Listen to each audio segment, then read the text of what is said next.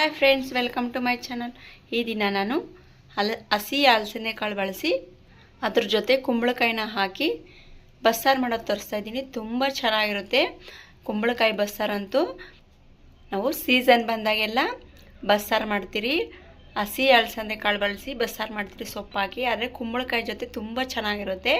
ಬನ್ನಿ ಹೇಗೆ ಮಾಡೋದು ಅಂತ ನೋಡೋಣ. ಅದಕ್ಕೂ ಮುಂಚೆ ಫಸ್ಟ್ ಟೈಮ್ ವಿಡಿಯೋ ನೋಡ್ತಾ ಇದ್ದರೆ ಪ್ಲೀಸ್ ಸಬ್ಸ್ಕ್ರೈಬ್ ಮಾಡ್ಕೊಳ್ಳಿ. ಎಲ್ಲ ವಿಡಿಯೋಸು ನೋಡ್ಬೋದು.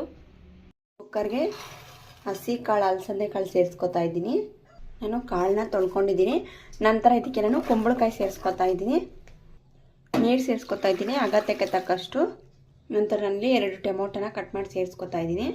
ರುಚಿಗೆ ತಕ್ಕಷ್ಟು ಉಪ್ಪು ಹಾಕ್ಕೊಂಡು ಇದನ್ನು 1 ವಿಸಲ್ ಕೂಗಿಸ್ಕೋಬೇಕು. ಈಗ ನಾನು ಒಂದು ಪ್ಯಾನ್ಗೆ ಎಣ್ಣೆ ಸೇರಿಸ್ಕೊತಾ ಇದ್ದೀನಿ. ನಂತರ ನಾನಿಲ್ಲಿ ಬೆಳ್ಳುಳ್ಳಿ ಸೇರಿಸ್ಕೊತಾ ಇದ್ದೀನಿ. ಚೆನ್ನಾಗಿ ಫ್ರೈ ಮಾಡ್ಕೋಬೇಕು. ಇದಕ್ಕೆ ಈರುಳ್ಳಿ ಸೇರಿಸ್ಕೊತಾ ಇದ್ದೀನಿ. ಒಂದು ಈರುಳ್ಳಿನ ಕಟ್ ಮಾಡಿಕೊಂಡು ಇದು ಸಹ ಚೆನ್ನಾಗಿ ಫ್ರೈ ಮಾಡ್ಕೋಬೇಕು. ನೋಡಿ, ಚೆನ್ನಾಗಿ ಫ್ರೈ ಆಗಿದೆ. ಈಗ ಮಿಕ್ಸಿ ಜಾರ್ಗೆ ಸೇರಿಸ್ಕೊತಾ ಇದ್ದೀನಿ. ಇದಕ್ಕೆ ನಾನಲ್ಲಿ ಜೀರಿಗೆ ಸೇರಿಸ್ತಾ ಇದ್ದೀನಿ, ಅರ್ಧ ಸ್ಪೂನ್ ಆಗೋಷ್ಟು. ಬೇಯಿಸ್ಕೊಂಡಿರೋಂಥ ಟೊಮೊಟೊ ಸೇರಿಸ್ಕೊತಾ ಇದ್ದೀನಿ.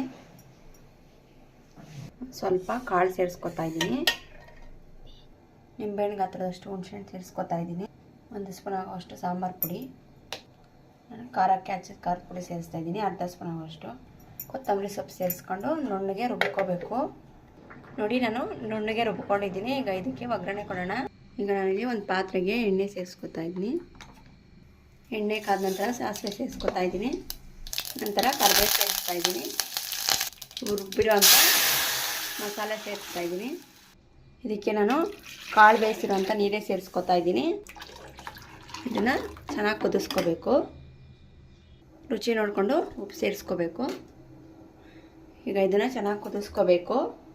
ನೋಡಿ, ಸಾಂಬಾರು ಚೆನ್ನಾಗಿ ಕುದೀತಾ ಇದೆ. ಈಗ ಇದು ರೆಡಿಯಾಗಿದೆ. ಈಗ ಪಲ್ಯ ಒಗ್ಗರಣೆ ಕೊಡೋಣ. ನಾನಿಲ್ಲಿ ಒಂದು ಪಾತ್ರೆಗೆ ಎಣ್ಣೆ ಸೇರಿಸ್ತಾ ಇದ್ದೀನಿ.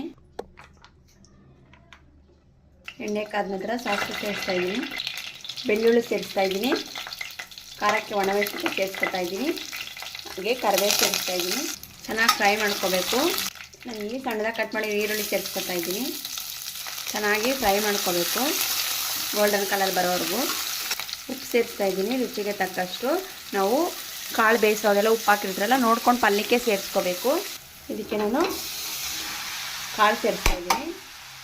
ಇದನ್ನು ಚೆನ್ನಾಗಿ ಮಿಕ್ಸ್ ಮಾಡ್ಕೋಬೇಕು.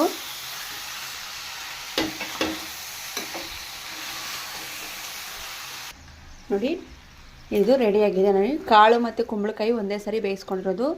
1 ವಿಸಲ್ಗೆ ಆಫ್ ಮಾಡ್ಕೋಬೇಕು. ನೀವು ಇದಕ್ಕೆ ಬೇಕಾದ್ರೆ ತೆಂಗಿನಕಾಯಿ ತುರಿ ಸೇರಿಸ್ಕೋಬೋದು.